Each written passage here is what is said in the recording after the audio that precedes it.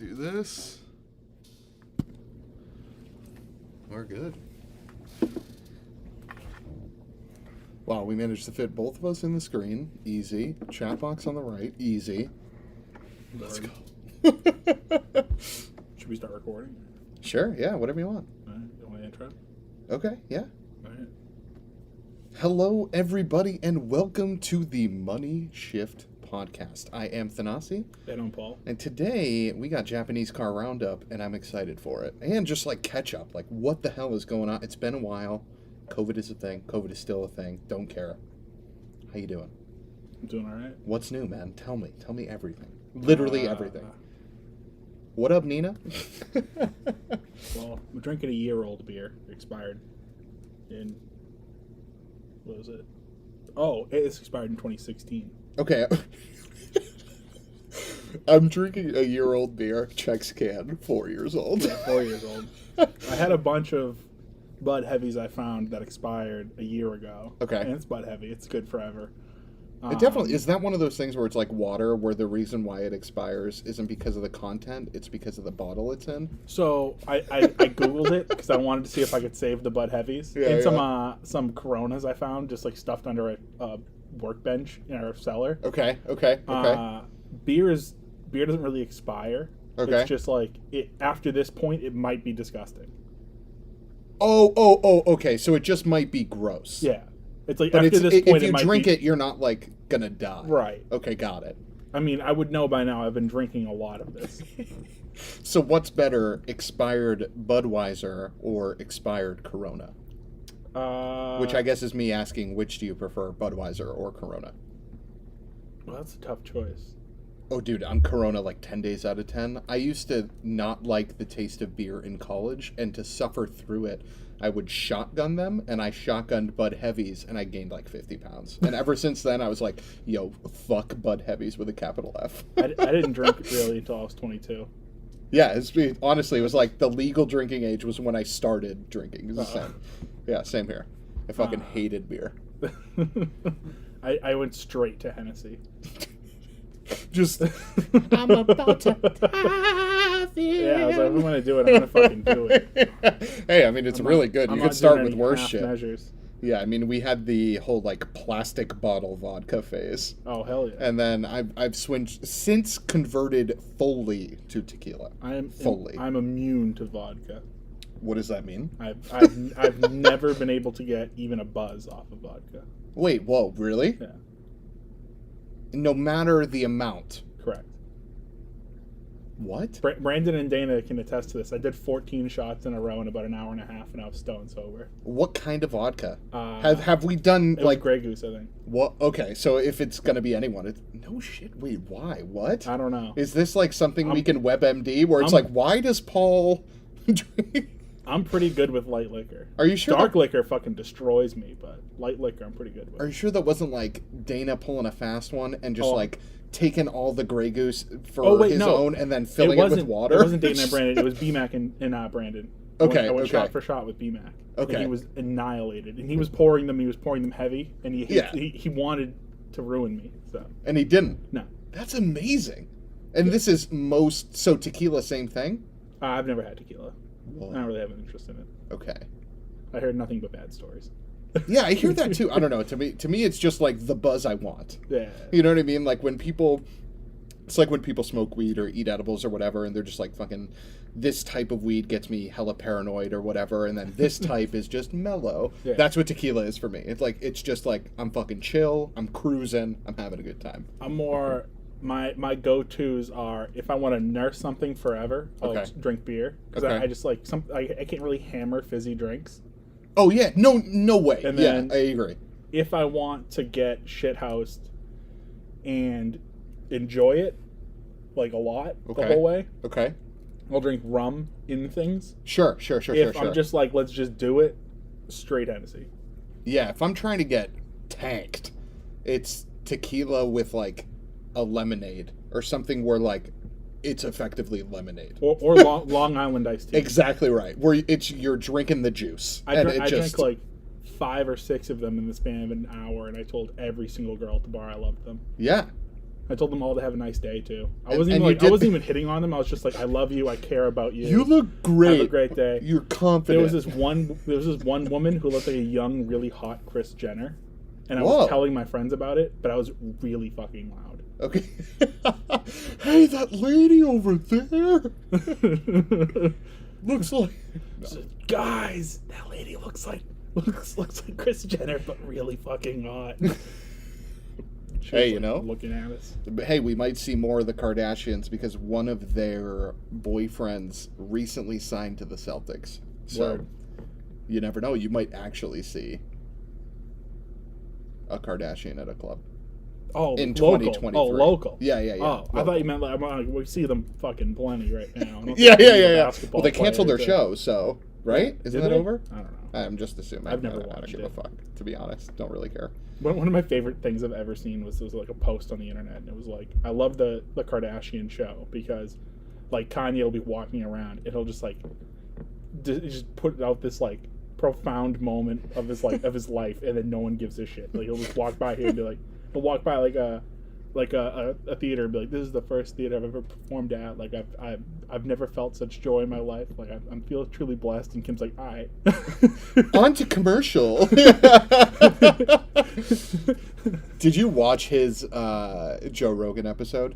I have it or like saved. listen to it. I haven't listened to it yet. It's one of those things that I tried to listen to. You know how you have like background music podcasts while you work or whatever? I tried to do that with this one, and it was just, he's just such a hard you have to follow his rants, and it was just tough. It was really tough. He's mentally unwell. Yeah. I mean, it's just, it's sad. Yeah. And he's currently off his meds, so he's having like manic highs and manic lows. Right. He's like bipolar, literally bipolar. So yeah. He's on a manic high right now, so he's just wilding out, like creating amazing shit. Yeah, and hey, for all we know, the election was 100% fraud, and he actually won. I hope so. Could you imagine, like, the world we would live in? The world would be so much better. Would it? I don't know. I'm trying to think what the first... I didn't even look at any of, like, what Yay 2020's, like, policies were, but there had to have been something, like, stupid in there. I don't even think he had any. Yeah. I think he was just running because he's Yay. Yeah, right. That's all he needs, honestly. Like, during the podcast, he was talking about, like, you know, I'm doing this because it's my calling, and I want to create a better world, and all this stuff, and I'm just like... With what? How? And Joe, like, tried to ask him, like, how? What are some of the things you want to do? And he was just like... Just create a better world, man. You know, it's like, what the like, wait, what's going on right now? All I know is my homegirl Jo Jorgensen got fucking smoked. Yeah. All I wanted was surface-to-air missiles. Yeah, and vehicle imports to not be illegal. She said, someone asked her, and then she later added to her platform that she was going to make vehicle importation laws. I saw that she was like, yeah, you're right. She's like, it disrupts the free market. She's like, this shouldn't be a thing. Like, we should be allowed to import whatever the fuck we want. Hell yeah, totally true. What would be dude, you know how many people's lives that would ruin? Like, have you seen the people in Japan that have, like, parking lots full of R34s waiting for them to be 25-year legal so they can just price them out the gym? You know what I'm talking about? Like, that would think about it. Destroy them. I don't even want to think. Oh, no, it wouldn't destroy them because it would just open up the market right now. Oh, yeah, I guess they could still inflate pricing. It would be 5 years from now today. That's so brutal, dude. Like, it pisses me off to no end to see that people are doing that. Like, obviously, it's their right to do it. They have every... ability to do that, but like, what the fuck, man? It's like the same people that to scale this up to the exotic sense, it's like there's 6 Bizzarinis in the world and one dude owns 5 of them, so he effectively like is the market on that car. And it's the same thing. They're doing the same thing with the JDM shit. Did you notice what happened with Ferrari Dinos? No. One guy inflated the market. He bought a whole shit ton of Ferrari Dinos and just starved the market. So then they became hard to find and rare. So then that drove price up and you just started adding them back into the market. It's such a crazy concept to like hear about and hear how people execute on it. It's big right now in Porsche space for sure, where people will like gather up a bunch of like 911Rs and sell them for like $800K, and then they're all out in the world and now they're worth 20. You know what I mean? Yeah. Not 20, but you know what I mean. Like, it's fucking nuts, man. It's so weird. Like, when I was like 16, 17 years old, all of this stuff was still going on, but I just couldn't fathom that someone would take something that to me was so pure and like game it in that sense, right? Like the R34 shouldn't be 100, 200K, but they're gonna be. If you collect 911s, fuck you. Your in reverse golf is not worth $100,000. I mean, I don't care what Bring a Trailer told you. I would say your base 911 most certainly isn't. Your 993 that you pulled out of a lake with 100K is not worth 50 grand. Unless it is a super rare thing or a very special, very desirable model, it should be worth maybe 20. It's crazy that like even 992s are trading for because there's no availability. So the people that are able to get and secure 2020 911s can just instantly flip like it's an Xbox, like an Xbox. They literally flip it for profit after 2 months of owning it. Do you ever see some like boomer driving around in like a base 993, like a C2, not even C2S? Yeah. And he's wearing like a Fendi cardigan and he thinks he's like he's at the Gucci or like Prada or Mont Blanc like glasses. He looks like he thinks he's better than everyone, and you're just looking at him and you're like, you are a fucking loser. Yeah. You spent $150,000 on a car that sucks. You pull up next to like a base 993, 911 in like, you know, a Toyota Sienna, and you roast him from a stoplight. And I know slow cars can be fun, whatever, but like you paid 50, 60, 70 grand for something that is like a trend. You can get the exact level of tactile feedback in an EF Civic, and that's for sure, $3,000 for sure. I think it's one of the things that actually this is an interesting sidebar, but one of the things that interests me is the people that have collections. What are the cheap cars that they like? So what I mean by that is there was one guy that I met in Los Angeles who owned, you know, an XJ220, an EB110, an F40. But the cheap cars he liked, an Alfa 4C, a Miata, and he actually had an EF Civic. So like amidst these priceless gems, this guy's rocking with like 3 sub 40K cars, 2 of which are sub 10K cars. You know, I was like that was interesting to see what he perceived as good machines. Something I look at is like, what do the old Top Gear, now Grand Tour presenters drive? Oh yeah, whatever the fuck they want. They've worked for the Top Gear magazine forever. For sure. They are like some of the highest regarded automotive journalists in the world. Definitely. They have more money than God. They can own whatever the fuck they want. And then what do they decide to drive every day? Right.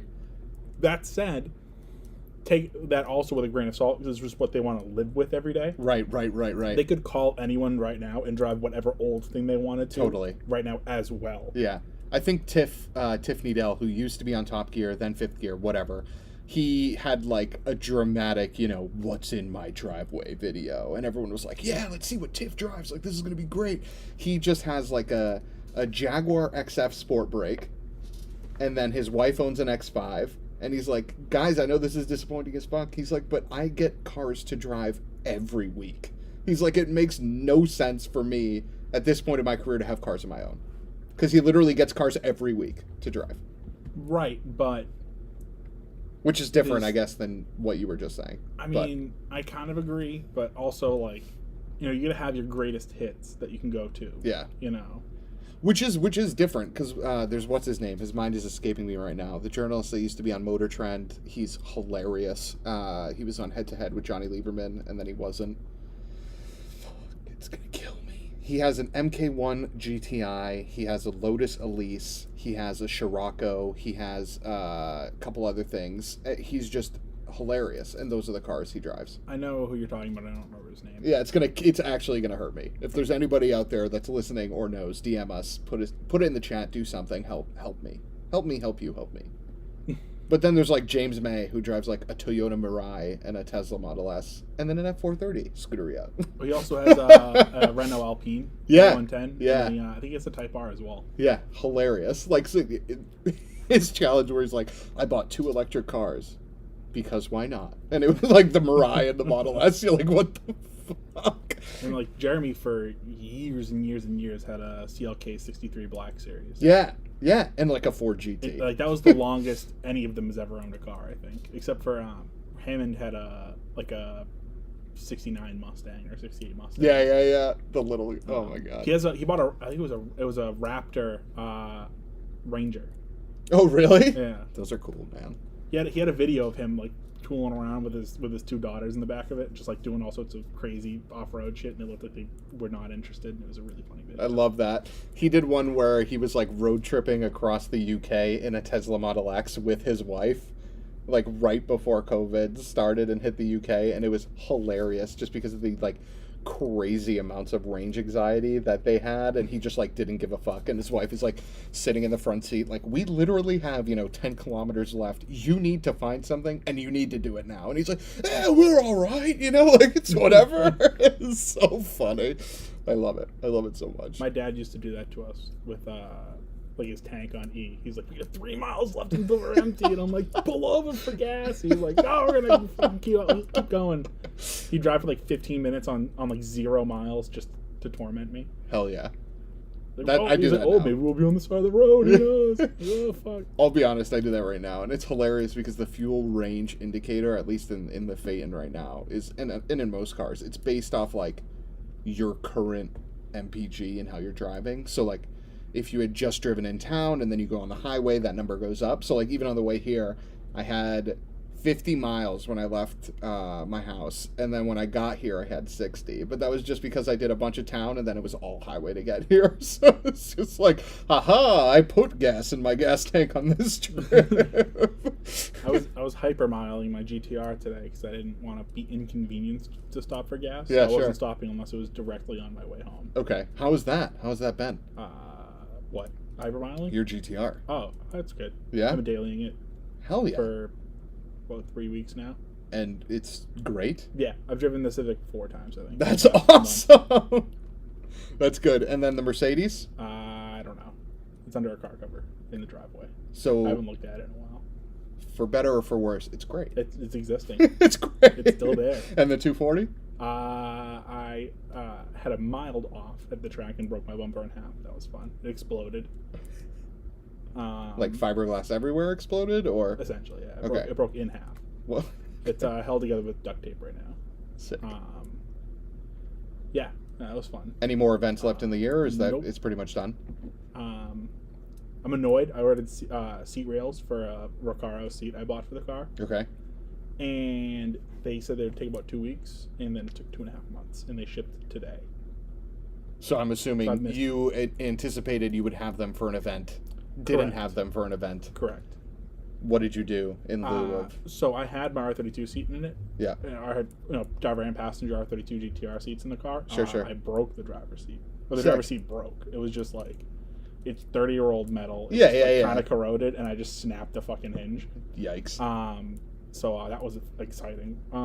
So I didn't really have any other choice. I just ran a stock seat in the car. So I like went home every day from every event like sore as shit because I just had to like work my side muscles and abs to like keep into the fucking car. Yikes. Yeah. But they're here now. No, they're not here. They shipped today. Shipped today. Yikes. Okay. Today. Wow. I don't want to put them on blast because it's it's a pandemic. I don't want to fuck the bag up for them, but. That sucks. I am annoyed. Yeah, of course. I mean, rightfully so, right? Yeah. But yeah, just been driving the shit out of that. I tried out new rear tires for that. I tried Land Sales, and I hate them. Land Sales? Land Sales. That's the brand? Yes. What? They've become highly regarded as drift spares, and they did last very well. Okay. But they are wildly inconsistent, and I hate them. Okay, interesting. Even at like 60 psi, they just felt wicked inconsistent. So So they're recommended just because of how long they last? Yeah, pretty much. Effectively. I also think most people are running them either on a smaller tire for the power or more power. Oh, interesting. Okay. Because I run a 225 40 18 with 120 wheel, 110 wheel. Right. Yeah, that wasn't great. That was why I lightly crashed. It was just like it was like loading up and then just biting, and it like loaded up super hard, bit, and then just like fired me into the infield. John Rafferty says, "What are the odds that you knock that can over?" Oh, very high. The can from 2016. Yeah. It was 3rd of September 2016. So it is a full 4 years. Yeah, right. Literally, as of next week, that can will be 4 years old. Hell yeah. That's sick. September of 3rd. Oh, you said September. Yeah. My bad. I thought you said December. Holy shit. No. Yikes. F. We're past the 4 years. It still tastes like white heavy. So I don't know.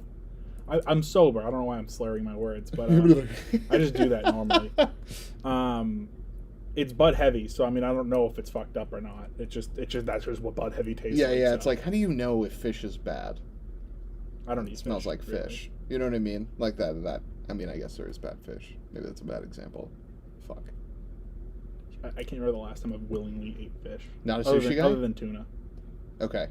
I don't eat, like, it sounds so stupid, but like, I don't eat, like, fish sushi. And it's not like, ugh, gross, raw fish, but it's like, I don't eat cooked fish either. I just don't like fish. Ah, okay. Yeah, so yeah, like I vegetarian understand. sushi, just because it's like... Well, sweet potato sushi slaps at all times. And like cucumber rolls and avocado stuff and like, you know, all the veggies and shit. I mean, Okay. I like all that. But, Okay. I mean, I just don't like fish. Fair. Yeah, totally fair. Dude, what was I going to say? So I was just telling Paul before the podcast started, I put my window down yesterday for some godforsaken reason in the Phaeton, and I heard a crunch as if the window itself broke. And John says, fish is delicious. Paul just letting me down constantly. If John likes fish, then that means it's a terrible thing and you shouldn't eat it. Wait, everything like John likes is terrible. Damn. Stop eating fish. Just quit. Give up. He hates everything good and loves everything terrible. Maybe that's true. He bought an NB Miata on purpose when the NA exists for the same price. Yeah, right. That's true. That's very fair. And it's not as if he needs the size of the MB. Is there size in the NB? Yeah, like size. I fit better in a B inside than I do in an NA. I've never stock compared the two of them. Just the steering wheel placement mainly. But like John's, like, I don't know, 18 feet tall and like 6 pounds. You know, I don't think I've ever seen John in real life. Really? Yeah. Okay. We play Xbox all the time, but I don't actually see him. He says pop-up lights are for the pores. Yo, tell that to every Diablo owner, you fuck. The Diablo, the F40. The Vector. Those are two cars. The Cizetta has four pop-up lights. The Suzuki. Yeah.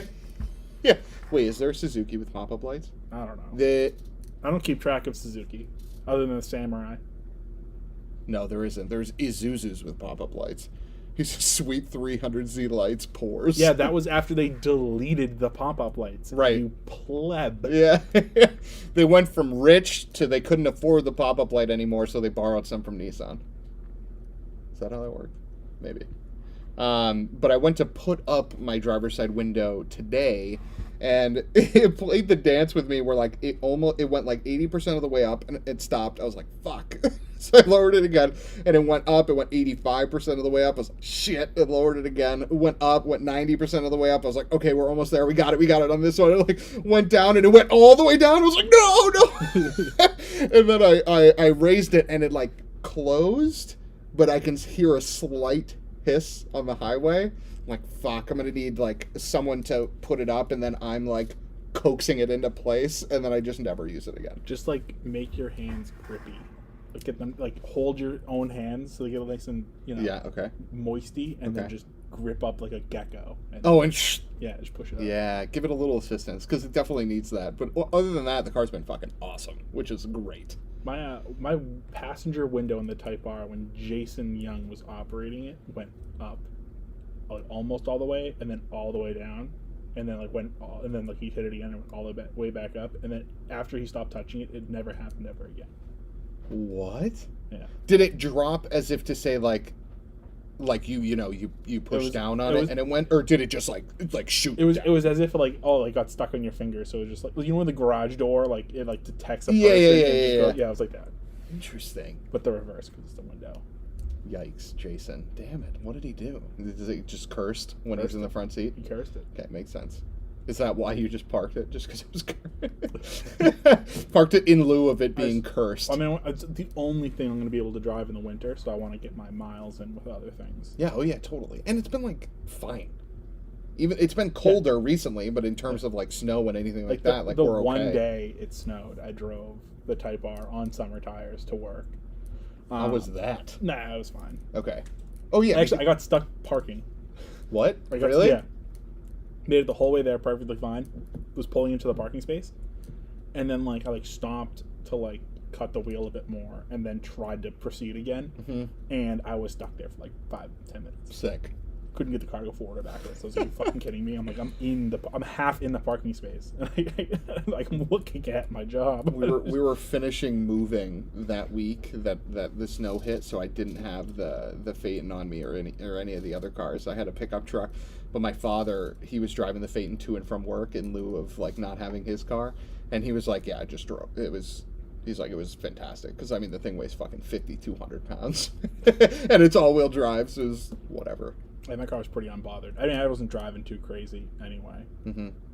Braking sucked, but other than that, whatever. I firmly believe that performance cars are the best winter cars ever because their traction control is built to deal with driving in slippery conditions, and like you're flogging it with a bunch of horsepower, so the wheels are breaking loose, so like the traction control and stability control and stuff like that knows how to deal with those things. And then there's also like other things like brake vectoring and shit like that. So that in the snow, that all plays into comes into play too. Like my mom's a 550 horsepower rear wheel drive XJR right now, and it's better than her all wheel drive 7 Series was. Well, to be fair, I think a lot of things would have been better than that all wheel drive 7 Series was. But your point holds true 100%. I broke the all wheel drive on that thing once brake boosting it. Really? Yeah. Wait, what does break the all wheel drive mean? It just said like brake all wheel drive malfunction. Oh really? Yeah. And it was like rear wheel drive after that.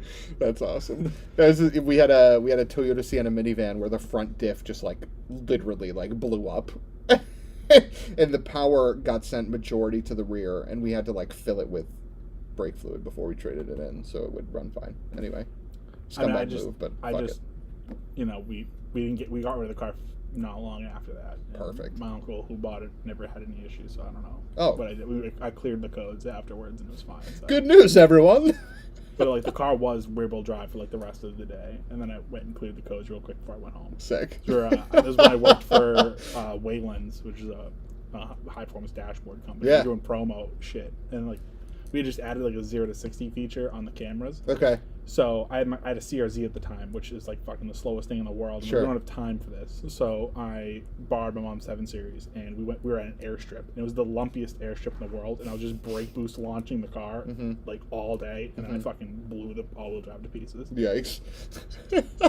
That's actually awesome. I hated that car. Were you able to take advantage? I mean, I know Black Friday's in a couple days, or excuse me, day after Thanksgiving Day is in a couple days. I don't know if you saw that on your Google Calendar. They changed the name to day after Thanksgiving Day. But were you able to take... Did they really? Yeah, 100%. Were you able to take advantage and get any parts for any of the cars? No. There's been some deals. There's nothing I really want. Okay. I mean, it's like I can get like a really good deal instead of like gram lights, but I don't want gram lights. Like sub $1,000 for 15-inch sizing. 15s. I'm looking for like 18s or whatever. But, okay.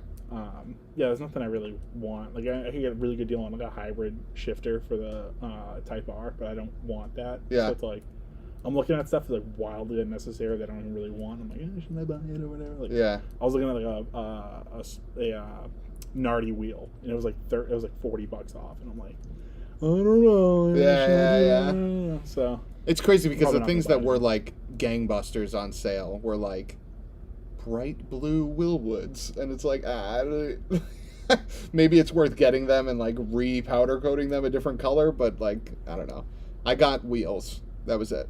I had one vision once for silver car, blue Willwoods, blue brakes, blue Bride Eurosters. Yeah, and nice. It never ended up panning out. I think Endless Blue is great. These were like Endless Blue's heat. These were like it's like what's the BMW like bright blue color? Yeah, it's Marina. You know what I'm talking about? Yeah, probably. Like on the new M4. Yeah. It's like bright, like baby bluish. I was like, it's not that bad. Yeah, I'm sure it would work in someone's setup. I just didn't want to run it on a red car, even though I guess red and blue works. But I'm not a big like mag blue on red person. I don't think it works. I think it looks like Captain America. Oh, that's why I don't like the blue Type R's just because it's so much red on the car. Mm-hmm. Yeah, totally. If it was a black interior and there was no like red pinstripe or whatever, it'd work, but it doesn't. Yeah, I totally. I think the boost blue is weird too. Our boost blue I think works because it's such a bright color, but like that navy blue, it just doesn't work out. What is that one called? I don't know. I used to know. I don't care enough remember. to know. But yeah, I got a set of Advan RZ2s for the coupe, which I'm jazzed about. It was like 20% off, dude. I like couldn't believe it. I was like the price that they were was fully worth it. I actually got to hit up John for some tires. So John, if you're listening, I'm gonna get some Falcons off of you for next year. Some fucking tires. RT660s. Hell yeah. Word. I'm pumped. But then there's like I want to get so much suspension stuff because all of that is on sale. Like all the PCI parts for the EK-EJ chassis are on sale. So it's just like it makes sense to just want to go through the entire car, but then at the same time it's like that is so much money to just drop, even if everything is like 15, 20, 30, 40% off. So it is what it is. John says he's still here waiting for Paul to be wrong again. So maybe we can get into that in a second with, do you want to talk about the GR Yaris first? Should we talk about what everyone thinks about it, what you think about it, now that like reviews are starting to come out on this thing? Sure. So one of the things that I wanted to bring up when talking about the GR Yaris is something that Chris Harris actually talked about, and I think it's an interesting concept.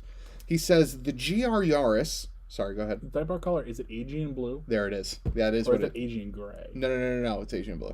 Okay. Yeah, 100%. What he said is the GR Yaris being so good, okay, makes the Toyota Supra disappointing because it shows how good of a machine Toyota can build by themselves. Because the GR Yaris has no other involvement other than GR and Toyota, right? It's not, no one else was needed to make that car. They made it, and it's literally one of the best cars anyone has reviewed for the last 10 years, which is what makes the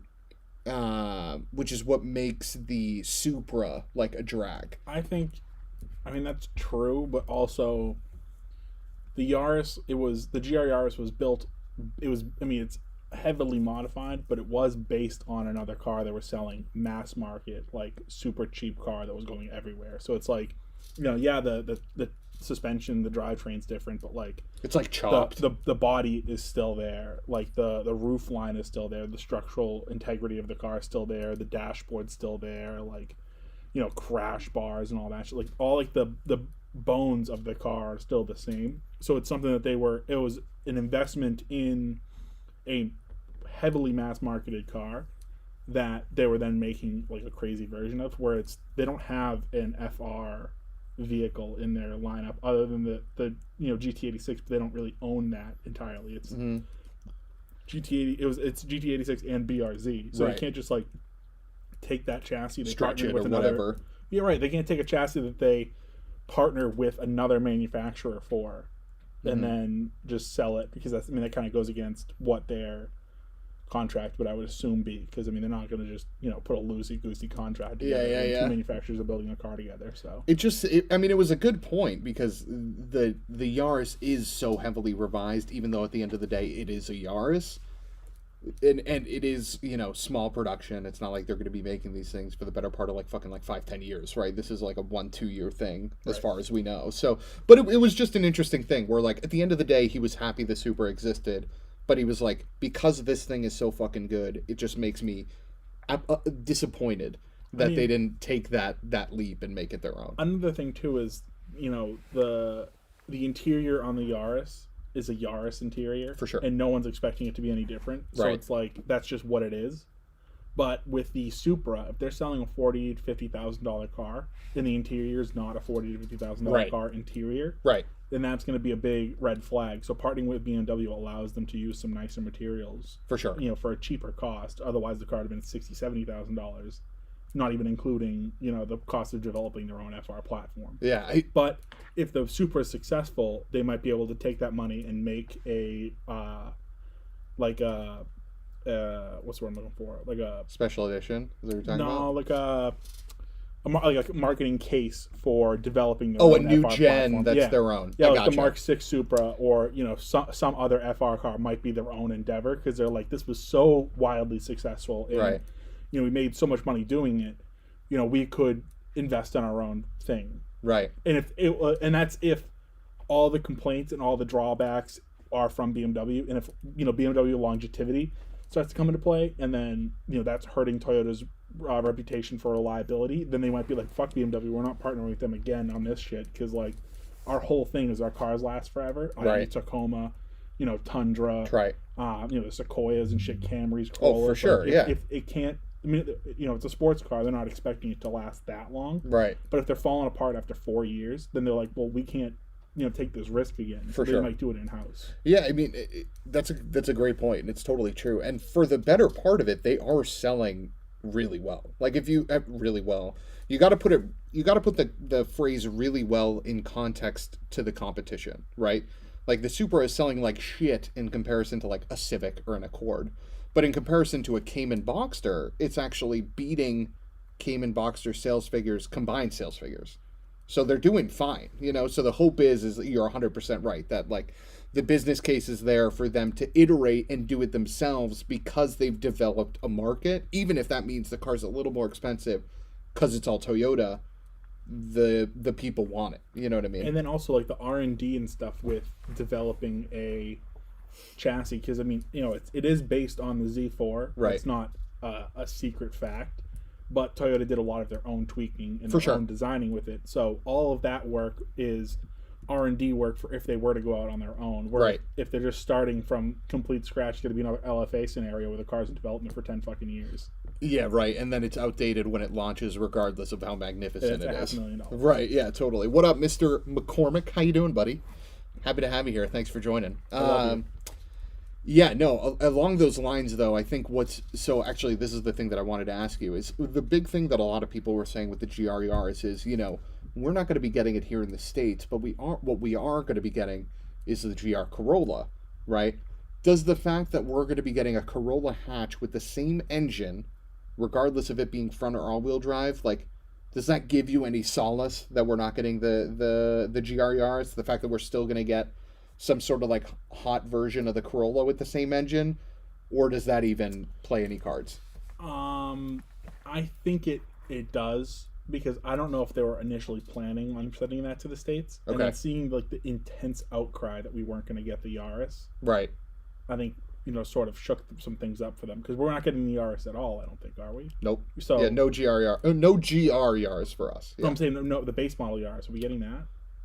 I don't even think we're getting I don't. that. Yeah, I think they stopped the regular Yaris sales too. So this is a car we're not getting in the country at all. So they're like, fuck, people are ravenous for this car. Like, the outcry for it is insane. Right. So we got to give them something, and then we give them the Corolla already, and we're going to continue to give them the Corolla. That's one of our best sellers in the U.S. market. So we could give them the hot version of the Corolla we've been kind of planning for to launch along with the Yaris. Right. I don't know if they were necessarily planning on even sending that to us, but then seeing how intense the outcry for it was, they might have been like, "Oh fuck," Yeah. Which is, it sucks that we're not going to get the Yaris, because I really like that one, especially because it is that same power plant, so it makes the same power, and it's all-wheel drive and a lot lighter, so things are fucking riot. Right. But it means Toyota's listening, and it means Toyota's making a push to be a more enthusiast brand again. Totally. So it means the next iteration of whatever the fuck happens might be even more insane. Yeah, I'm actually with John here. He says, no, give us the smaller car with the crazy engine. If they give us a front-wheel drive GR Corolla, they've lost touch. I don't think so, because it'd compete with the Type R. Yeah, I'm with you there. Matt says, I'm trying to be the special guest in the bottom right corner, though. Okay, Matt, come on. But no, I agree. I agree with your comment 100%. I think to say that the GR Corolla is an equivalent replacement to the GR Yaris is wrong, right? It's going to be like It's 300 pounds, 400 pounds heavier at minimum to the GR Yaris, and never mind if it's all-wheel drive. Now we're saying it's going to be even heavier with the same engine. I don't think it's a. I mean, there's always room on the table for tuning. So they could probably squeeze an extra 30 horsepower out of it, which would not necessarily completely negate the extra weight, but it would at least help. Right. And I don't think it's not a replacement for the Yaris. I'd prefer to have the Yaris as well. I mean, I'd love to have both, but I mean, I'd rather the Corolla than nothing. And the Corolla's not a consolation prize like the previous sporty model of the Corolla. Yeah, the XRS. Yeah, which is like, I mean, the new Corolla is magnificent, excellent, car. The I really chassis like them. Great. Yeah. They look good. A friend of mine just bought one. Oh, nice. Looking around it, I really like them, but like they were like, well, this is a sportier version. And it was like, different wheels. It was lowered a bit, and then had a sway bar, and it was like, who the fuck cares? Yeah, right. So it's like, I mean, this is leaps and bounds, and it sounds like it's going to be a competitive car too. It sounds like it's going to be a better performer than the GTI. Right. Oh, even if it's equivalent, I think it wins. Like if it's an equivalent performer to the GTI, and we get another hot hatch in that space that's of Toyota quality. Yes, it's not the fire-breathing GR Yaris that has more wheel horsepower than reported crank horsepower, but it's still something. You know what I mean? And I think that an equivalent competitive vehicle from Japan will be a lot more exciting to own and drive than a GTI. Because I was thinking, because my sister just bought a Mark 7.5 GTI. Yeah, and great looking car. It's a great car. For her, it is the perfect car. Because previously she had a 2.0T Beetle. So it was a 2.0T TSG. It was essentially a Mark 6 GTI with a Beetle on top. Yep. And she owned that car for 6 years, I think. Yeah, I was just going to say, it was a good amount of time. And she just bought this GTI, and she loves it. It's, the interior is really nice. It's quick. It handles well. Like, it's a great car, but it's the car for someone who likes cars but wants to be inconvenienced by nothing, at the expense of it excelling at anything. Yeah, 100%. Because it's a nice interior, but it is much nicer interiors in the market. It's quick, but there's much the MSRP for that car was $38,000 for sure. Yeah, she paid I think 34. Not to put her business out there, but she traded in. There was a whole fucking bunch of shit. But 34 I think was what they were offering it for. 34 is only $3,000 less than my Type R. My Type R makes 85 more horsepower. Right? Yeah, 85 more horsepower. And it's similarly priced. Yeah. Yes, it's similarly priced. The interior feels more special. It's just a way more engaging, more exciting car to drive. That said, it is, the cabin isn't as isolated. It's cloth seats, not leather. So I mean, some people would hate that for sure. It doesn't feel quite as premium. The styling's really extra. I like it, but it is extra. Sure. The brakes squeak, because it's race pads or whatever. So it is a compromise. It's not the best at. It's not better than the GTI as a commuter, but it is a more exciting vehicle to be in. So the GTI is I feel like the Corolla, GR Corolla will be, for someone who doesn't, obsess with cars and go on track or do a ton of spirited driving or whatever. It's not going to be the better choice. The GTI is still going to be better, but if it compares on paper and is just a higher sensation of speed, the gearing's a lot closer, the tactile feedback's way better and stuff, then it's going to be my favorite by far. Yeah, so I actually echo or highly refute with some of the comments that we had in the chat just now. John says you're putting a lot of faith in Toyota beating the GTI. Granted, they should win in the looks department. And then Mr. McCormick says, with the hot hatch market on a downturn, Toyota has a good shot at, I can't read that, reeling sales in and getting people excited about them again with the GR. So two things there. One, I'm with you. I think the GR Corolla would do well if it was more a Veloster N Civic Type R competitor than if it was a GTI competitor, because the GTI is just the car, like you said, for the person that wants something to be zippy and relatively comfortable. It's not for the person that is going to go to a canyon drive or going to go to the track or something like that. I think it'll be because the Type R is a competitor to the Golf R.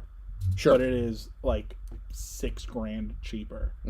And it not all-wheel drive. Sure. But it's a lot more exciting. Yeah. And I think the Corolla, the GR Corolla is going to be that for the next GTI, because the new GTI is going to be making 240-ish, 250-ish, right? I think so, yeah, and it's uglier than all hell. The so, MK 7.5 looks so much better than the 8. So if the GR Corolla is going to be making Actually, you know what's a good point too, is the power might be underrated on the GR Yaris, because they want to have a bigger number on paper for the Corolla. On the Corolla. Yeah. And the Yaris loses more power to the wheels than the Corolla will, because it's all-wheel drive. For sure. It saps a lot more power. So it's entirely possible on paper we're going to have like a 300 horsepower Corolla. Right. It's just going to make 280 wheel, because it's the same motor as the same engine as the Yaris. What's interesting too is there's been a lot more talk recently about the Corolla potentially having the same all-wheel drive system, which would be like insane. That'd be amazing. That all-wheel drive system is so good. And then another thing I want to say too is I know I'm putting a lot of faith in Toyota that they're going to do things right, and previously they hadn't really given us much hope that they would. Definitely. And if you told me 4 years ago, I would be like, yeah, okay, fucking yeah. This is the same dream that the MR2 is going to come back. Right. But the past 2 years, it's everything's been good. Yeah. Because like the Super came out and it kicked ass, even though it was a partnership with BMW, but it still felt very Toyota. A good machine. Yeah. The GR Yaris is unreal. The Toyota trucks are only getting better, even though they're the same platform. And then the new BRZ, FRS, GT86, whatever the fuck it is, the rear-wheel drive Toyota thing, they stuck to their guns and they didn't turbo it. Which, I mean, people are bent out of shape about that, but it was the right move. We'll talk about that later. Yeah, but I mean, I think that they really dug in on what the idea of the car was, and they stuck to it, which is great.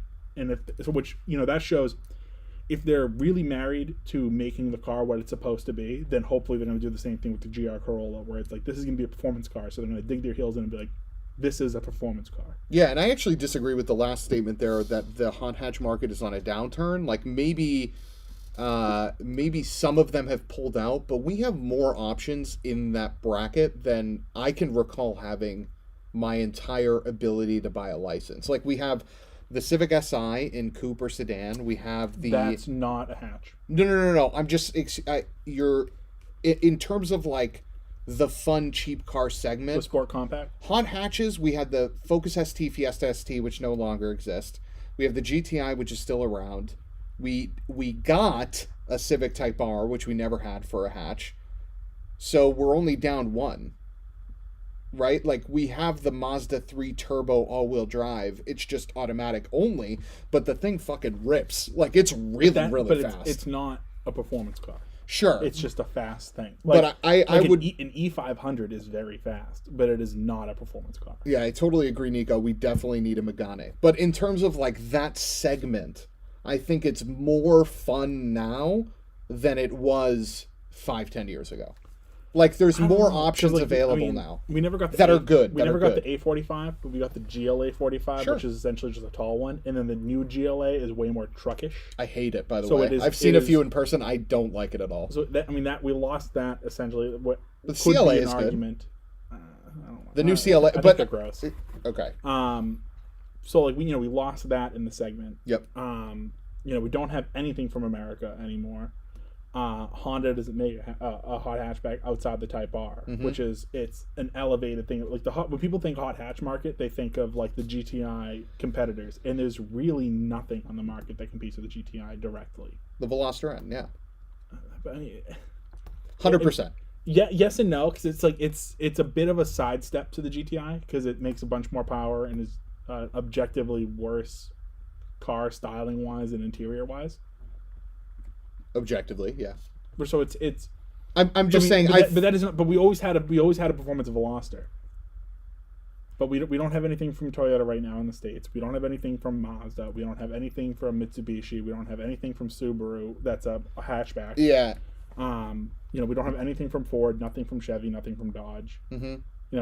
We don't. Dodge. We don't have really any hot hatchbacks. Yeah, I guess like, I'm looking at it as a segment of fun machines under 35K, and there are a lot there. Right, but that's you're talking like the sport compact market, which has always been strong. Right. It's SIs, it's WRXs, it's SCIs, it's it's a bunch of stuff. It's GLIs. There's a lot of shit in that market, but we're talking hatchbacks. Yeah, yeah, but I think aside from the Focus, Fiesta, Golf era, we've never been one to like we've never had a crazy hot hatch market. We haven't had like a You know what I booming mean? hot hatch market, but we've always had strong contenders in mainstays, and then the sport compact market was always booming. Yeah, right.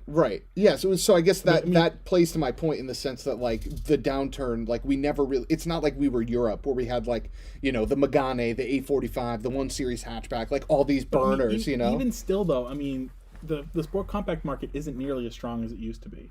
It's pretty good. Like there's options there. I mean, Ford dropped everything. Chevy dropped everything. Yeah. Well, Chevy Don't- never didn't. I mean, like The Cobalt. the Cruise. The Cobalt. Yeah, but they dropped that a long But I'm saying, time ago. but I'm saying like this is when the market was hot. It was Sure. It was like 2000 to like 2010. Mm-hmm. The sport compact market was booming. Oh, And yeah, it was yeah, even yeah. still like up Sure, to sure. like 2014, 2015, it was still going pretty good. Mm-hmm. And then now it's sort of fallen off. We have the Honda's options. We have Volkswagen. We have the Veloster. We have Subaru's offerings. The FRS BRZ. Mm-hmm. But like other than that, we don't really have a ton. Mm-hmm. There's not like that many options. Like there's strong options, but we don't have a big. Yeah, maybe diversity. that's just what it is. Like in 2005, there were a lot of options, but some of them probably weren't really that good at all. In Now 05, the you were options are drunk with like power. now the options are like the ones that are there. Like you might not like the Veloster, but if you got one, you're not an idiot. Versus like every option is good. Right, For the like, most part. You could get an Eclipse, you can get an Evo, you could get a STI, you could get WRX, you could get a Cobalt, you could get a SVT Focus. Pontiac made some Mazda fucking Speed horror 3s. show. Yeah, there was the Speed 3s and the Speed 6s. There was the Coupe and Sedan SIs. There was Toyota had the Matrix XRS, XRS. which I mean, Yeah, the Corolla too. We don't really bought them, but Yeah. it was an option. Yeah. There was like an excess of sport compact cars. I mean, the market really has shifted so far into SUVs that like they're now making performance SUVs instead of the sport compacts. I'm excited that cars like the Corolla GR are going to exist as a hatch. I low-key wish, though, they would make a GR sedan as well. I really like how the Corolla sedan looks. Like, really like it. Like, an LE Corolla sedan, which is like the sportier one, or they just came out with like the Apex edition, which is one where you can get it in stick with like springs and like a primer paint job, right? Like everyone has. But that with the GR trim would look heat. I like the hatch better, but I love the sedan. I'm glad they're not, because when a car in that segment has only offered hatchbacks, the hatchback sales have boomed. Mm-hmm. Whereas when they don't offer, when they offer it as a sedan or only as a sedan, their hatchback sales kind of suck. Like like the GTI in the Golf. Oh, hot I hatchback. get that. Yeah, You see Golf hatchbacks everywhere. You don't see them like 50-50 with Jettas. Mm-hmm. When the STI was a hatchback, you saw that generation Impreza or Outback hatchbacks. They're fucking everywhere. Yeah. Like you see them. That's a good lot, point. but you don't see them as much. Nico says SRT4 caliber. that was there. That was there in that era, man. I'm saying, yeah. So it's gross, but like it was a fucking. It was a thing. Weapon. Yeah, it was a thing. Those things fucked. Yeah, they were gross, but they were crazy. Yeah, the definition of torque steer is just an image of a caliber SRT4 or a Speed 3. Yeah, or Speed 3. Oh my goodness. Yeah, he says the new Corolla XSE is banging in the hatch trim. Yeah, I think the Corolla hatch is the best look nice. on the It's outside. just not. The inside with the whole Etch-a-Sketch. It's just not a hot hatch. Center console. No. I'm just talking about like the center console design. Like that's not going to change for a GR Yaris probably. Right. Like that bothers GR me. Corolla. That bothers me to no end. But I love the design of the car. It's definitely one of the better looking sub 30K whatevers in the class. The closest thing we have right now to a hot hatch from an American market company in the States is a fucking twin turbo Flex, or like the Explorer ST. Yeah, I think that's it's like a $50,000 enormous beast is the closest thing we produce to a hot hatch in the States. Yeah, and John, we talked about the Mazda 3 Turbo. I agree. I think the Mazda 3 Turbo all-wheel drive is definitely a good machine, but Paul said it, and he's 100% right. The Mazda 3 is meant to now... Mazda is upmarket. Like, no longer is Mazda the Mazda Speed or like Mazda RX luxury car, its end goal is not to be a Golf R fighter. Oh, I remember we have the Miata in the sport compact segment. Yes, yeah, but 100%. Fiat 124 Abarth and 121. Do we have that really? I mean, when the fuck have you ever seen one? That's totally true. Italy doesn't count I in know. anything they do. They stopped selling them in Japan. If it's other than the exotics, Italy doesn't count. Totally I agree. mean, I adore everything Alfa Romeo has ever built in this country. Yep. I love everything Fiat's doing right now. Yep. Except the 500X, I don't really like that, but whatever. Is what it is. But, Can't win them all. But like they operate in their own niche. Yeah, They don't count. You saw the 3-door 500 EV thing? Yeah. Yeah, sick. Like it's like you never looked at an Abarth 500 and been like, we didn't even mention that thing. I don't think they don't sell them anymore. I don't think. Either way, But it's like you've never looked at like a 500 Abarth and be like, should I get this or a GTI? It's like if you're looking at the 500 Abarth, you that's what you want. Totally. Like you are like, this is the best thing I've ever seen. I'm gonna buy one. Right. And like you're not like, oh, should I get like an M3 sedan or should I get a Giulia Quadrifoglio? You're like, I want something fucking cool, so I'm gonna buy the Giulia Quadrifoglio. Right. It's like they don't count. Yeah, and John, you're right. Mazda could make that a speed version so easily. That 2.5 Right, turbo motor, they could give it a stick, and the all-wheel drive is already there. It has the best interior in that class by far. The Mazda 3 interior is sick. The argument I wanted to make was the 300 or 300, the Mazda 3 being 300. The Mazda 3 making the power it does. It's not to be like, oh, this is a fast, fun car. Yeah. It's one of the peak, like one of the most important things in a luxury car is an excess of power. Yeah. Thrust. There's nothing less there's nothing less luxurious than flooring it to get on the highway and hearing an engine scream for help. For sure, yeah. So you want to be at 50% throttle with all the merging power you could want, and that's why it makes the power it does. Yeah, I forgot what the YouTube channel is, and I apologize in advance, but they do some drag racing, and they did the Mazda 3 hatch against a Golf R against a WRX, and off the line, the 3 hatch was the fastest, like out of the 3, and then the Golf R, and then the Golf R took over because it had more power, so top end, but it smoked the WRX, smoked it, and then they did a highway roll race, and it like pretty much kept up with the Golf R, and I was like, okay, like that Mazda the Mazda 3 for a daily driver that you just want to putt around town in and don't give a fuck about, like, again, like we talked about, like going on a back road or some shit like that. Like, I would now, where I would recommend the GTI before, I would go 100% Mazda 3 all-wheel drive. It's like racing a Mercedes E550 against a base model Cayman.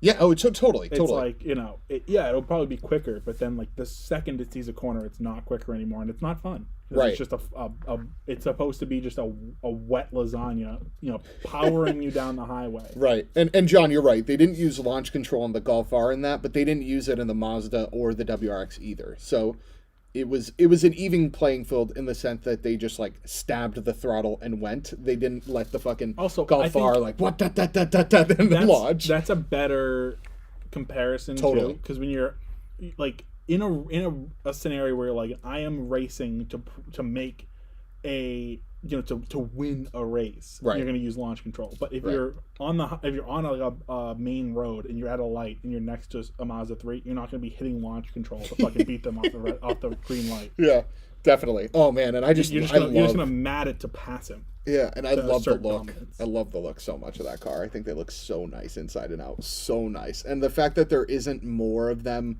lowered on some sort of wheel makes me sad because it would look so good. The squinty face reminds me of Melania Trump. That's his wife, right? Yeah, she's attractive. Yeah. No, but she has that like pointy, Yeah. Jagged edges. Yeah. It's just it all kind of comes to a point. Okay. That. No, I'm with you. Slavic fucking. I totally hear you. So before we go and turn into a Joe Rogan podcast where we're 3 hours long, let's quickly touch on the BRZ. I want to get your take on it. I'm just going to quick spit off the details for those of you that have your head under a rock and didn't see the MoneyShift post on Instagram or Facebook about the BRZ. Here's the details. It's a 2.4-liter naturally aspirated engine, makes 228 horsepower, which is up 23, and 183 pound or 184 pound-feet of torque, which is up 28 from the last generation. The wheelbase is largely the same. There's a 6-speed standard, 6-speed automatic available, limited slip differential, weighs 2,800 pounds. You can get Pilot Sports on it now, which you couldn't before. Overall rigidity has been improved 50% over the outgoing model, and the 2022 BRZ actually has a lower center of gravity than the previous model. What say you of the BRZ?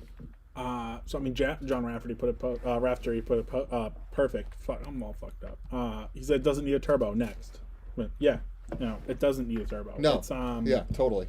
I think they perfected what they set out to do with the original, because the whole point of the original was a very approachable, fun toy. You know, right. Like it's like getting on a BMX bike. You know, you could get on a fixed gear, fucking carbon fiber framed race bike or something like that, but it's kind of fun to just stand up on a thing and kick it around and just kind of fuck around, crash the thing, fuck it, whatever. Totally. It's and that's the whole point of it, because people think they can handle a rear-wheel drive car, at the limit until they actually drive a fast one, or they actually drive their fast one fast for the first time, because they think they're going fast, just as it accelerates briskly. But you can't really approach the limit of it. And the whole point of the BRZ GT86 was a car where you, as the average person, could approach the limit of it. Right. Yeah, and my favorite thing, did you see this? Subaru came out, and I think you were the one that posted the meme where it was just like every year they're like, don't expect a turbo, we're never going to get one, and all the fans were like, oh, it's going to get a turbo, whatever. But they came out and they were like, this is why the car doesn't have a turbo, and they were like, because if we engineered it to put a turbo system in it, it would increase the center of gravity, which is the whole purpose that this car is as good as it is. It would also increase price. And weight. It wouldn't make the car as approachable. For sure. And what they did with putting the 2.4 in it, and then the power output it makes, it it's on paper it's not that much more power, but the way that engine delivers the power and the extra torque it has eliminates the biggest issue with the FRS BRZ, was the torque dip that all the early FA motors had, including the WRX. It eliminates that, which was one of the things that made it feel as slow as it was. Yeah. And it increases driver feel. I mean, you line it up against a Civic Type R, for example, 370Z. You're gonna get fucking walked. Yeah. But like that's not the point of the car. Right. I totally agree. I am a massive fan of the design of this thing. Like, I actually really enjoy it inside and out, it from all angles. Unlike John, who says he's not. He says the front end is perfect. The rear I'm still out on. I think the rear looks great. I think the front looks great. I think the interior is different enough to keep me interested. It's not like a wild departure from the last gen BRZ, but it just like is an improvement, which is what was needed. Yeah. It still weighs sub 3,000 pounds. Which is that's the biggest thing, is the weight. Yeah, and it solved the torque dip problem. Like, you watch the video of Scott Speed booming this thing around the track, and he's banging gears, which is where you would still feel or hear the torque dip, and you hear nothing. It seems largely solved. I mean, you could always just turbo it if you really wanted a turbo that bad. Nothing stopping you. Right. Yeah, there's also going to be endless amounts of forced induction kits for these cars, just like there are for the last one. Right. Like, if you want it, go get it, but 228 horsepower, and you can now get them on fucking Pilot Sports from the factory. You no longer have to worry about the Prius tires out of the jump. Stylistically, the only issue I have with it is the same issue I had with the last one, and it's just on stock wheels and stock suspension. It looks a little goofy. Sure. Because they're not wide tires. Yeah. Because the car doesn't make a ton of power, so it doesn't need super wide tires. Right. So just fill the fenders out a little bit with a lower offset, not even necessarily just a wider tire. Right. And lower the car a few inches, and it'll look magnificent. Oh my goodness. I think it was System Motorsports that did like a quick render of the silver one, just like dropped on bronze TEs, and it was sick. I didn't see that. It looked awesome. I'll try and pull it up. But it looked really, really good. And I'm just overall a massive fan of this car, especially if they can get it priced. Like, if this thing stays under $30K, like the BRZ, you got to remember the BRZ was more expensive than the FRS 86 just because it had more options. And the BRZ stickered for like $27,800. So if this thing stickers for like $28,500, $29,000, like that's a really good price. If it's under 35, it's a win. Yeah, I totally. I'm with you. Right. So what's the 4-cylinder Supra go for? It's like 40. I think it's 40. I think it's like 42 or 43. 32 right? and under would be a good price for that. Yeah, I think if this thing comes out and it's like 27K, 28K, like I would heavily consider buying one. Oh, I would too. I still want a previous gen. Me too. And now I'm actually really hopeful that this puts those in the gutter, because I love the previous gen facelift one. Like, if you could get one of those for like 14, 15 grand, like in a year, I would love that. Or you could buy a first gen one, just change the front bumper. Yeah, totally. And yeah, it's fucking easy, right? Doesn't it just like literally bolt on? Yeah. Yeah, that's sick. I mean, that's what Jason did. Oh, okay, nice. He mangled his first gen bumper, so he just put the Koki bumper on. Yeah, that's awesome. And I'm always looking for like, what is that next hit after the Phaeton decides to off itself, and a BRZ is like way up there. Oh, and my friend Eric, he drifts an FRS. Oh, nice. He drifts a BRZ, and it is now an FRS. Ah. So he just changed he changed the badging. Ah, yes. He changed the badging and then bought like the Vertex style kit for the FRS, and just ran an FRS front bumper. Word. So that's the other thing, right? Like when the FRS and BRZ first came out, do you remember which one you liked better? So stock for stock, I like the BRZ more. Pre-facelift. But right. I'd say maybe even post facelift too.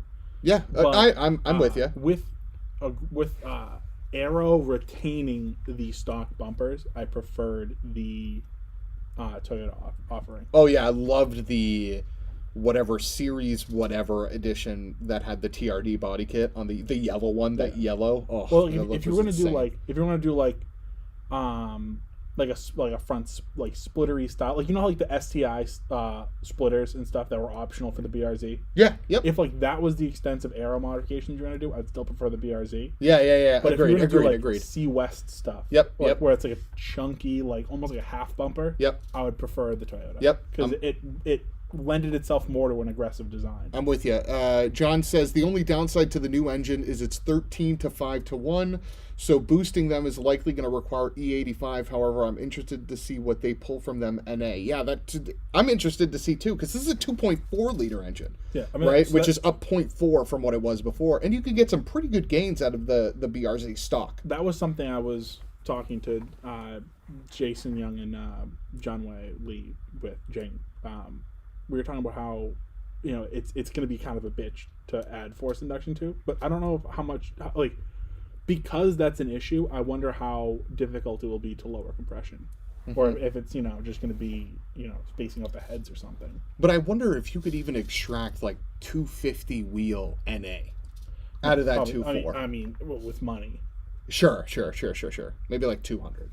Yeah. If you're lucky. But I mean, I know cams don't do a ton for most Subarus, but you probably have to do cams, headers, full free flowing exhaust. You might have to port the heads. You really have to probably take the thing apart, and at that point, just boost it. Yeah, no shit. Yeah, that makes sense. I mean, if you're doing it as an exercise, right? Then, make some crazy parts. It's like the people who build like an SR. Mm-hmm. At the price of or a KA, for example, at the price of making any sort of KA.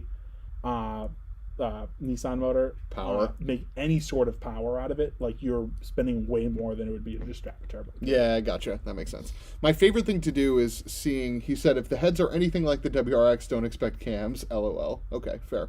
My favorite thing about the BRZ and cars like that, which I'll include the Miata and I'll include the S2000 in it, is seeing them on track with someone immensely capable and seeing them just get right on something that has double the cylinders. Like we have I think Blake, that has an AP1 S2000 with a hardtop, a silver one. He's like an incredible shoe behind the wheel. He runs like a 120 at Thompson, which is like fucking nuts for an S2000 that has effectively like bolt-ons, right? And he was going up to pass like a C6Z, like Corvette, and seeing that was so funny. And there's going to be people like this with this car too. That's exactly what I was talking about though. It's like, these if you're buying an FR platform that makes 600 horsepower, you're not the average. Like you actually, I would safely say that anyone listening to this podcast is not going to get to the limits of it. Maybe Marcos. Oh, I forgot Marcos listens to it. But yeah, no, I understand what you're saying. Yeah. But the FRS or GT86 BRZ, like I could, we could hit the limit of that car, and not just with vicious understeering, overcooking it into the corner. Like we could theoretically, after some track days, find the limit of the car, like stock. Yeah. So it's like this is, and when you're not tiptoeing around with the car, you can take down some much bigger shit. Totally, yeah. And oh man, that's. If you have some boomer who thinks his ZL1 when LE's the fastest thing in the world, right? As soon as he applies more than 50% throttle, he's lighting the rear tires up and fucking sending it towards the flagging station. He's going to be driving that thing at 49%. Yeah, a flat out GT86 would be able to bully him. I'm really, really excited for this car. I actually kind of low key hope it makes BRZ TS prices tank. I don't know why I like those so much. The ones that have like the long wing, the big wing, and like the splitter and the Pilot Sports and shit like that. There's a guy I follow on Instagram that has I think it's a GT86, but he has that wing on it on risers, which are kind of cool. Whoa, a little bit taller. But then I guess the point is like if you have a track car, would you buy a BRZ as a daily? Like if your track car or drift car, like whatever your quote unquote side piece is. Would you ever own one of these cars as a daily driver? Yes. Over like a Civic Si, Civic Type R, Corolla GR? Very possibly. Okay. Because it's FR. Yeah, fair. I mean, one thing I am bummed about is, it was funny because Jason brought up, he's like, oh, we should like go drifting around in the snow this year. He's like, I haven't done that in forever. And I was like, oh, fuck yeah. But it sucked because he said that to me and Jing's car's blown up, and my car's front wheel drive and it has an electronic parking brake, so I can't have fun. So it's his daily's front wheel drive too, right? But he's talking about driving the BRZ. He's not taking the BRZ completely off the road. Got it. But I mean, he might have been talking about the fit too. I don't know, but yeah, I mean, I guess it has a handbrake. Yeah, so true. But so it's like with an FR because the BRZ doesn't. With an FR car, you don't necessarily need to goof around. Yeah. You don't necessarily need a handbrake to goof around. You can just do it. Where right. It's like if you have a front wheel drive car, you 1000% need the handbrake to drift it around. Without a doubt. With control. Yeah, totally. Yeah, because the Civic Type R doesn't have one. You could hit a crazy feint and get the back end sideways, but like at that point, it's like you're not goofing around in the snow. Yeah, I'm very curious to see how the fucking 4Motion on the Phaeton reacts to a like Scandinavian flick into a corner. It'll be overwhelmed and then front wheel drive.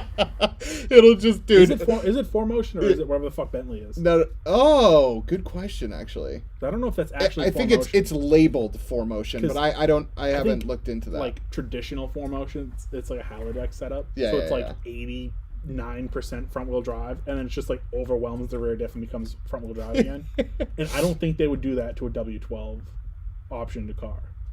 Yeah, that's a good point. It's more Continental Flying Spur than it is Volkswagen. Right. Yeah, that makes sense. I'm actually, if anyone knows where to find a set of 21 Bentleys, let me know.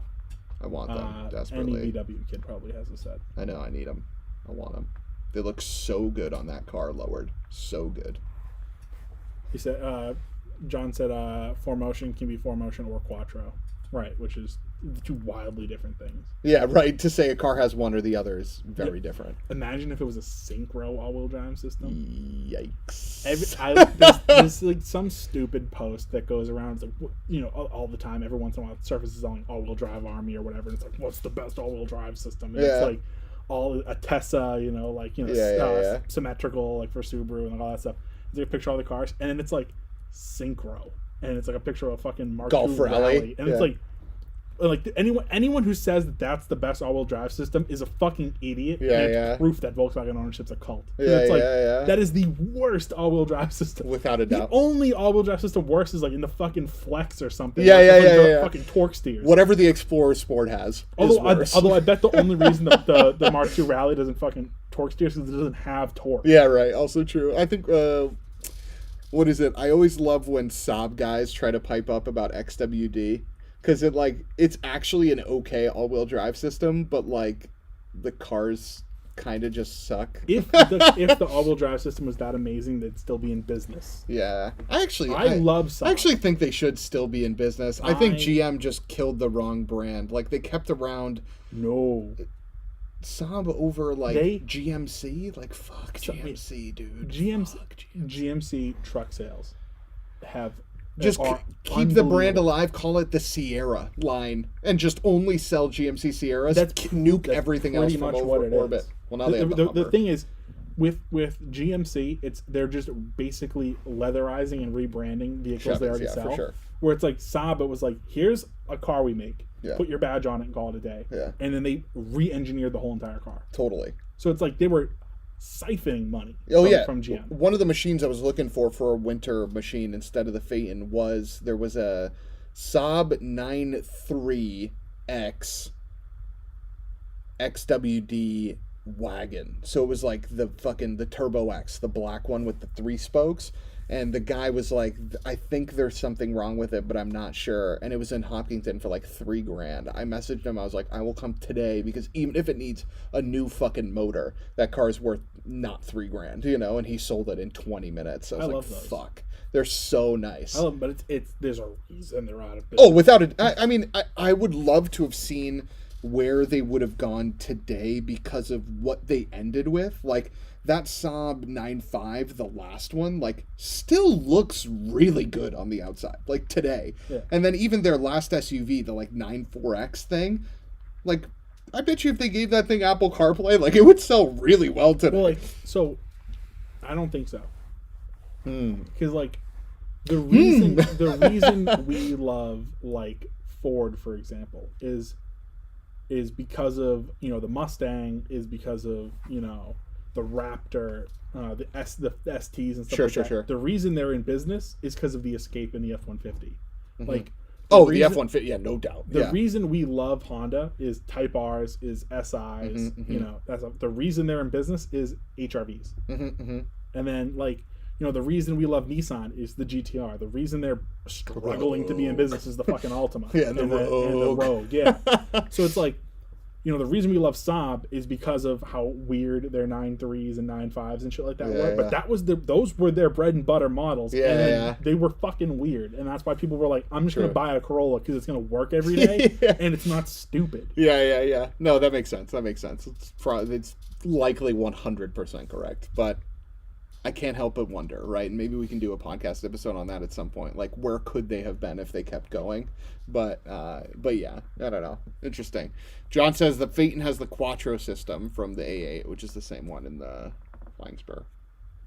Yeah, so makes sense. Better. It's a good better than the 4Motion shit. That's for sure. 4Motion's trash. Yeah. So before we close it, what do you got going on next couple weeks? Work. Yeah, that's it, man. Yeah.